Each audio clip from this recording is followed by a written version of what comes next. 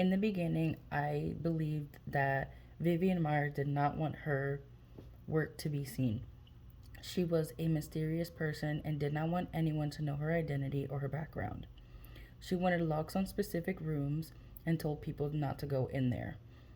In her room, there were boxes with her negatives. She wanted to distance herself and gave fake names to stay distanced. And her work was very lively. There was a note that was found in French, and once translated, it was discovered that she did want her pictures to be seen, eventually printed and used for postcards. I believe that there are consequences for those who cannot speak for themselves because they are not here to adequately tell the story of their art, which can lead to miscommunication errors with the purpose of the photos. Furthermore, I believe that the mystery of the photos is what drives people to be more intrigued with the art. Having too much information might oversell the art, and having little information drives the creativity of the mind. The documentary on Vivian Maier was to express her life, her work, and give more insight into why she did what she did. The overall purpose was to give her a voice and tell her story. I believe that the documentary was for her to have the voice that she did not adequately have while she was alive. She had impact on other people's lives, and the point of the documentary is to spread that, to change other people's lives with her and her work. What I did find unfortunate is that if she did have mental health issues, she did not have the resources to help her with the trauma she possibly endured at a younger age. It was stated in the film that she could have possibly been harmed by a man in some way, and I find that unfortunate. She would think that men would hurt her. Something happened to her that she didn't like lighthearted headlines. She would take pictures of headlines that had dark, almost very scary tones to them, almost as if she was telling the world, I told you so, and that the point of that being men are bad. What I believe the plot of the story was when they found the town that she lived in France and went there to try to discover more about her, and they found out who her parents were and some of the family. They actually found out some more about her. She was very secretive, gave fake names, and didn't really want to be in the spotlight. So for me, this was the plot of the entire film where they were finding out more about her, and I don't believe that's something that she would have wanted. But it does shed light on her past and who she was and how she became this artist. I believe the film structure is brilliant as most people in her life had a chance to see how she would change their lives. I also believe the structure of the film helped the argument or purpose because of all the stories coming together, creating a timeline of events and how she acted and how she progressed in her life. I found it very interesting to hear about different people's perspectives when it came to Vivian Maiers. I believe hearing different people's stories about Vivian Maiers adds to the validness of the argument because most of them had similar experiences without knowing each other. And it's just a wonderful thing to see how someone like Vivian Maiers could impact people's lives even if they didn't know her true identity or her past or who she really was. One inconsistency that had me confused was in the beginning of the film, they have talked about Vivian Maiers as if she was a very sweet and lighthearted person. Towards the middle and the end of the film, I noticed how they said that Vivian Maiers was mean and had a very dark view on the world. She chose to keep her identity secret. When being asked who she was, she talked in a French accent but was from New York. Come to find out, she was from France. Another inconsistency that spoke out to me that was Vivian was very closed doors about her photos, would take pictures, never view them or print them, but eventually did write a letter saying that she wanted them to be printed as postcards. It was unclear to me if Henry Darger ever wanted his work to be seen to the outer world. I believe while he was in his room, he was in his own world and didn't really know there was a world outside, or he didn't fully understand.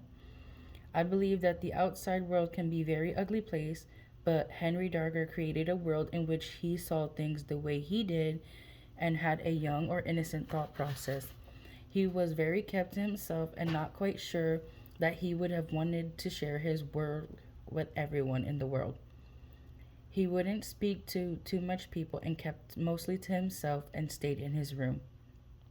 I don't believe that can be consequences, but I do believe that there can be miscommunications or misconceptions when it comes to the ideals of this art.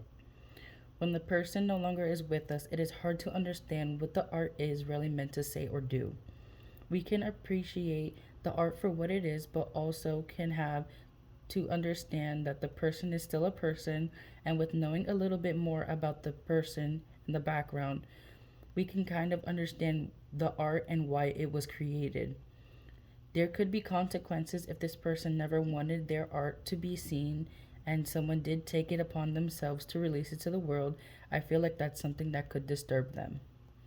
The main purpose of the documentary was to get more insight into Henry Darger's life and what he could have possibly been thinking and more background on him. Henry Darger did have a hard life, but with knowing that we can see his part, have insight, and insert a bit of his thought into what we perceive in his art. The plot was more of his art and telling the story for the way it was. While telling his story, it was intertwined with telling the story he wrote. I believe this is engaging, and it makes it more understandable for his art and why he perceived it the way he did. I find it incredible how Henry Darger knew the Vivian girls, or drew the Vivian girls, as it's different perspective than I have ever seen in my life, as I will never understand the true functionality of his mindset while making his art. I do find it incredibly remarkable and insanely creative the way he made his art the way he wanted to. The facts are supported through storytelling and engaging with colors and song. While telling the life of Henry Darger, they are also telling the story of the Vivian girls.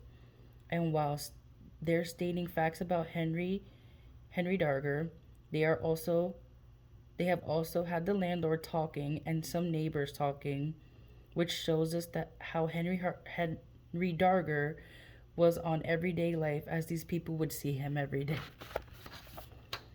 I don't believe that there are any contradictions or inconsistencies, but one thing that I saw that was alarming was that Henry Darger did request the church to end up having a little girl. I am, however, happy that this did not happen. I love Henry Darger's creativity, but I do not believe that he would have been the type to be able to care for another human being. I would believe that this would be a red flag. However, in the film, I do recall people saying that he was perceived as a pedophile. I believed this to be not true. I believe that he was fascinated by the innocent young minds of innocent young girls. I do not believe that he was fascinated by them sexually. From the video, I believed his heart was true and that when he was, while he, a little girl, was more than for research purposes because I believe he didn't understand the anatomy of or the mind of a small girl. In the end, I see a lot of comparisons to both Vivian Maiers and Henry Darger as they were both closed on people to the world. These people had no talents that were taught to them. These were talents that acquired, that they had acquired, and they were remarkable, like to stay to themselves and not like to engage in the outer world. I don't believe both of them knew what art they did have, but in the end, I am glad that I did get to witness their form of art.